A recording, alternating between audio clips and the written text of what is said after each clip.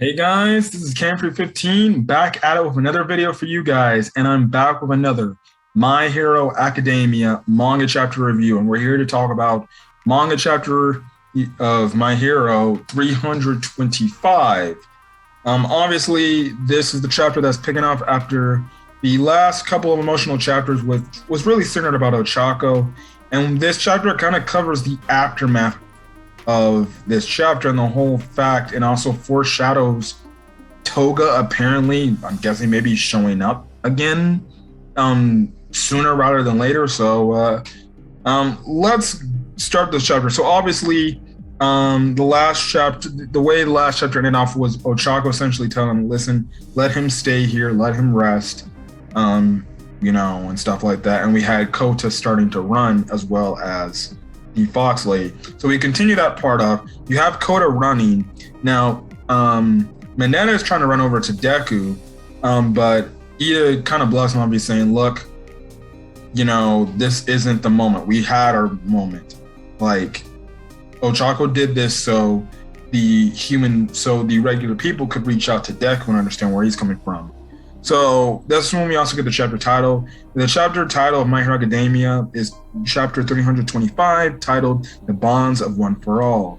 So Kota runs up to Deku, and essentially Kota's like, listen, I was kind of scared and I was afraid to run up to you because I felt like I might get judged unfairly and stuff like that. So he starts apologizing for that. And this is when Kota goes on to say, he says, when Ochako, stood up to back you and said all that stuff, I needed to come be by you. And I like how Kota says, like, I wanted to try because I wanted to be like you, because we remember, Deku left an inspiration in Kota after saving him from Muscular and stuff like that, which, again, it was a very emotional moment there and stuff like that. And I do like the whole thing where Kota, he says, you don't need to worry and you don't need to cry anymore because I'm here, and stuff like that, and you're going to be okay. And then we have the Fox Lady, who Deku saved, a few chapters ago, and she sees that, well, he's a UA student. And we kind of find out with this Fox Lady that every other shelter she tried to go to, they just, for some dumb reason, for some stupid reason, they just kicked her and said, you can't come in here because she's a heteromorphic or a character that looks like an animal. And UA was the only school to take her in. Now, let me just say this. First things first, that's effed up on any of the other shelters that just wouldn't allow this lady to go in and stay there. But okay, yeah. You wonder why the civilians are upset at you guys. So these shelters aren't doing the due diligence in trying to protect the peace, right? Good God, man. I heard that. I read that. I'm like, I guess racism exists in the My Hero Academia world, huh? So, okay. But the thing is, the Fox Lady's happy about this because she's like, well, the good positive that came out of this is that I got to see you again, and I can finally now thank you for saving me. She does call him my crybaby hero, which I think is kind of sweet and adorable and cute. Deku at this point, his eyes are all balled out and everything. They both hug him as a way to thank him for everything. Lo and behold, as the crowd's watching this, we see an interesting character from which we haven't seen for a while, and this character is the one character Deku ran into in the very first episode / very first chapter of My Hero Academia when Deku was watching the fight with Mount Lady and the other heroes there. It's that same old man we saw from the first episode of My Hero Academia. Watch the anime, and the guy from the first chapter, and he essentially goes on to tell the civilians, like, how about this? Maybe we should stop blaming the heroes. Like, maybe we should stop freaking out, stop blaming these guys because they're clearly here to do something and stuff like that. And he even goes on to tell him, like, maybe we as an audience need to listen to these guys, listen to the heroes, hear them out and get some understanding. He goes on to say, the boy's not asking to kick up his feet and stay here. They're essentially saying like, listen, he needs some rest. He needs some relaxation. He needs to get back and heal up so he can go back and, save the world. So he doesn't have to burn himself out. And that's when he asked Nezu, like, is that what the whole premise of this whole thing is? And Nezu's like, well, yeah, that's essentially what it is. Now, this one person says, well, why not take him over to Shiketsu? But then this lady replies to that comment by saying, well, if we were to take him there, then it'd just be the same problem there. They wouldn't want him over there like at first we wouldn't want him over there and stuff like that. And this is when the old man says something pretty damn interesting. He's like, to be frank, until our world went to hell, I never really realized it myself. How I was like a spectator and heroes were performers on stage. He goes on to make a mention of talking about All Might saying at once upon a time, the unmatched All Might showed us all how to be a hero. He was the act to follow when everyone cheered him on. But along the way, people forgot about that heart and the soul and the heart and soul that made the man.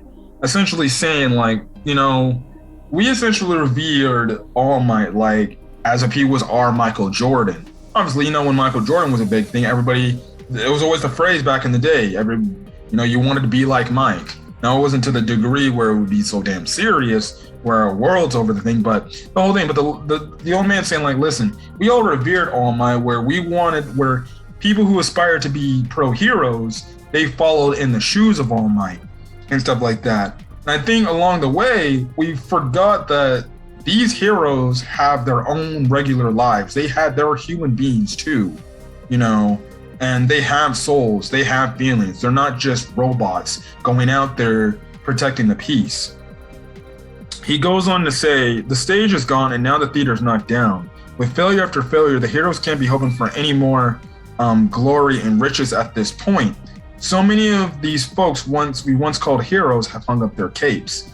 Essentially speaking on the fact like, well, guess what? We can't really blame them.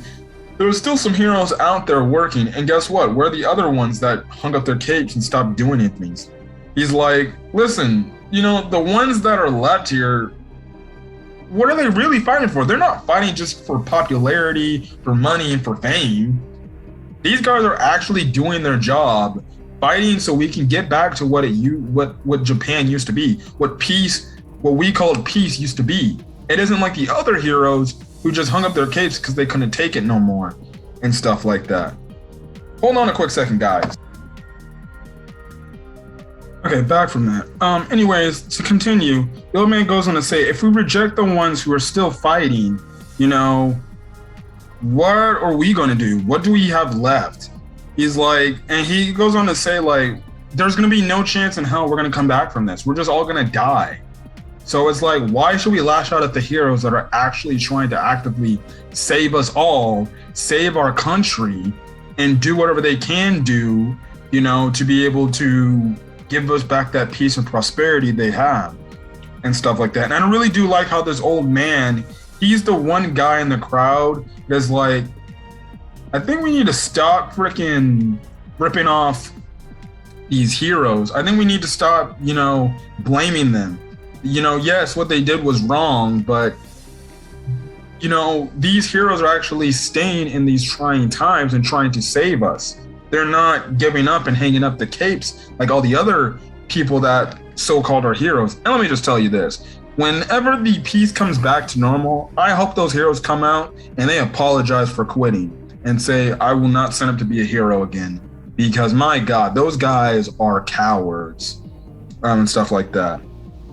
Now, obviously, there's one guy that brings up, and I think it's the same dude from the last couple of chapters who's been saying, why should we trust you and stuff like that. And he brings up the fact like, but they're saying like there's been a guy who has multiple quirks and everything. He could be on the villains, or he could be like, but he's doing heroic things. And he's talking to Deku, and he's like, if you're gonna stay here, can you promise that our old lives will eventually go back? And essentially Deku says, like, now that I have everyone behind me, yes, I can promise you that we will save Japan and we will bring everything back to normal. We get back the peace we once had, and stuff like that. So after that, you kind of have obviously the other people, understanding. This is when that dude kind of understands. Ectoplasm talks to Endeavor and says, "Hey, did you guys hear the Ravity's speech?"